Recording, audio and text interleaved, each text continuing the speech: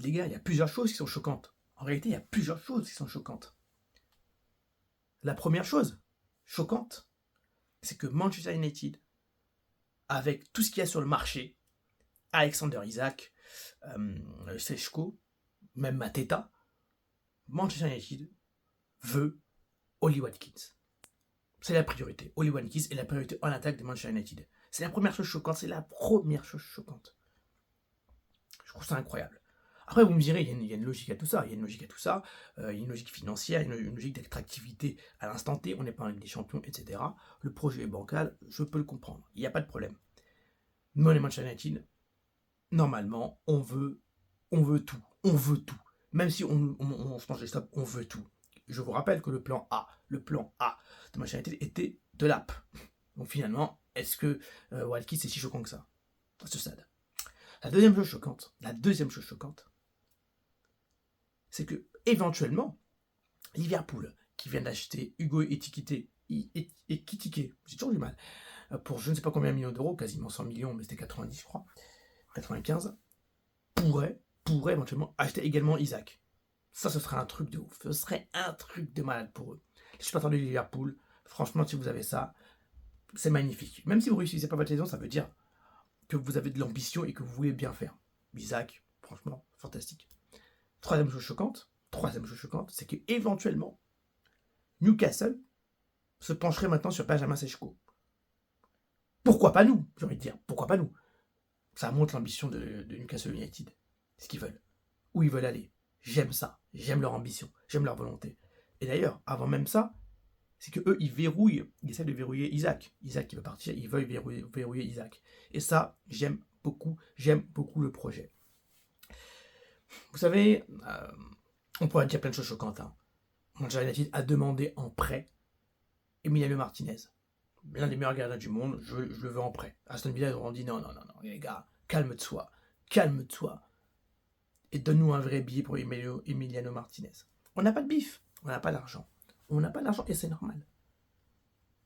On n'a pas à se plaindre finalement. Mais vous imaginez qu'aujourd'hui, Isaac veut partir, Sechko est entre guillemets sur le marché, et on n'y va pas à fond. Il faut trouver des financements, il faut faire quelque chose.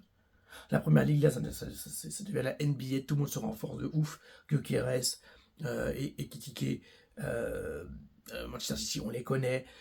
Newcastle, là, ils sont sérieux, Tottenham, ils sont sérieux. Nous, on n'y arrive pas. Il faut au moins vouloir. Moi, je veux de la volonté. Attention, Kounia Mbeumo, c'est magnifique, c'est trop bien. Franchement, c'est des transferts de malade. Et en plus, moi, au fond, j'ai quand même confiance au step-up de certains joueurs. Heaven, Dorgu, Mainu, même Ahmad, qui peut encore aller au-dessus.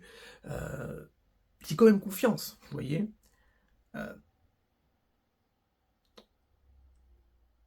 Mais je pense qu'il faut plus. Parce que même là, viser un top 6, c'est chaud. C'est très compliqué. Il faudrait être très fort, il faudrait être solide, il faudra une équipe, il faudra deux équipes. Et il faudra que les remplaçants rentrent. Et que je rappelle, ça veut dire qu'il y aura des blessés, il faut que le gars qui joue, il soit compétent, il soit chaud. Et mais si en face, il y a des équipes qui ont acheté du lourd et qui peuvent eux aussi enchaîner comme Newcastle, comme Tottenham, Chelsea, ça va nous coûter très cher. Et si on enchaîne des saisons après saison par en Ligue des Champions, on va reculer, et il y aura un gap de plus en plus grand entre nous et les autres. C'est-à-dire que le gap est plutôt grand. J'ai confiance en Kounia Mbeumo, je vous le dis, j'ai confiance en eux. Ils vont nous apporter beaucoup des buts, de la créativité, du danger. Il n'y a pas de problème aussi, il y a certaines disciplines, certaines mentalités. Mais si à côté de ça, nos dirigeants ne sont pas capables d'investir ou au moins d'essayer de tenter des choses avec Sechko, avec Isaac, bien entendu, Isaac, c'est ultra cher, bien entendu, Isaac. Moi, j'ai une théorie chez Isaac, et je vous la dis à la fin. Mais il est clair que viser Watkins, qui est un bon joueur, ça se trouve, Watkins, il va arriver meilleur buteur. Hein. Il va être devant Gyökeres à Lens. Hein. J'y crois pas. Mais ça se trouve, hein. C'est un bon joueur, attention. Mais je pense que au niveau auquel nous sommes, on se doit de vendre un projet de ouf. On n'est pas les champions, mais notre projet, il doit être carré. On arrive, on est carré. Faut trouver tous les prêts bancaires qu'il faut, les gars. Faut un PTZ, faut un prêt à taux zéro, faut une loi Pinel, faut un truc, les gars. Non, puis sérieusement, ça m'inquiète un peu, l'ambition qu'on a de te proposer un prêt à Emiliano Martinez. Pour Emiliano Martinez, c'est bien tenté, on a raison de tenter. Mais c'est pathétique. Comment on peut imaginer qu'Aston Villa veuille ça? Ils veulent de l'argent, aussi Aston Villa veut se reconstruire, c'est compliqué pour eux. Ils ont prolongé Camara, là, Boubacar Camara, c'est bien, mais ils veulent construire aussi, ils veulent de l'argent, et pour se construire, ils veulent de l'argent. Il faut que nous, on leur en donne. D'ailleurs, on pourrait avoir une équipe un peu à la Aston Villa. Je crois que Douglas Luiz de Juventus était à Aston Villa, je crois, si je dis pas de bêtises, West Ham, je confonds toujours. On veut acheter Watkins, on veut Emiliano Martinez. Finalement, on veut être Aston Villa. Bref,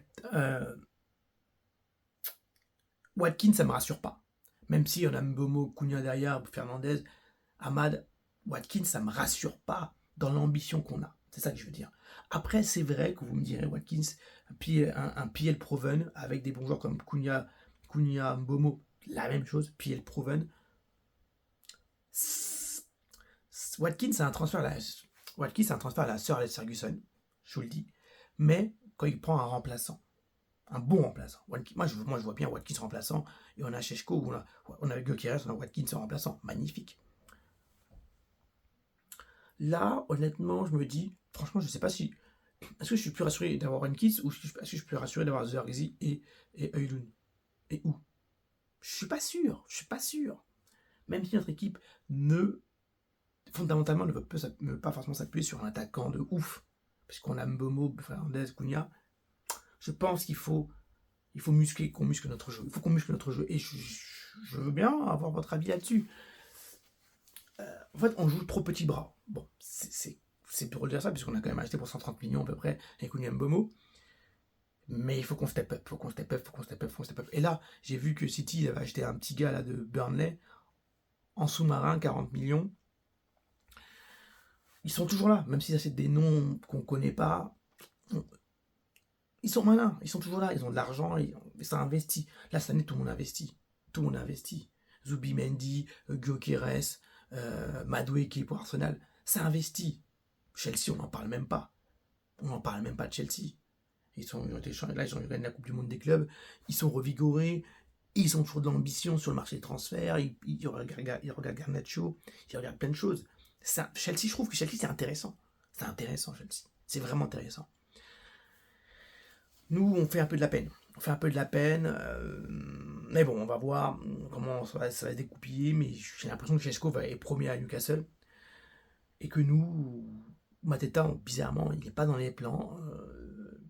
Je préférais Mateta que Watkins. Voilà. On voulait de l'app, on l'a pas eu. Donc on va voir ce qui va se passer. Pour Alexander Isaac, moi j'ai une théorie, les gars.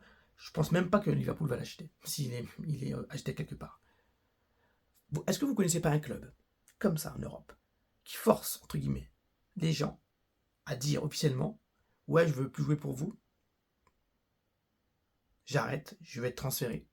Vous connaissez pas un club qui a fait ça récemment avec un grand joueur, qui joue au PSG?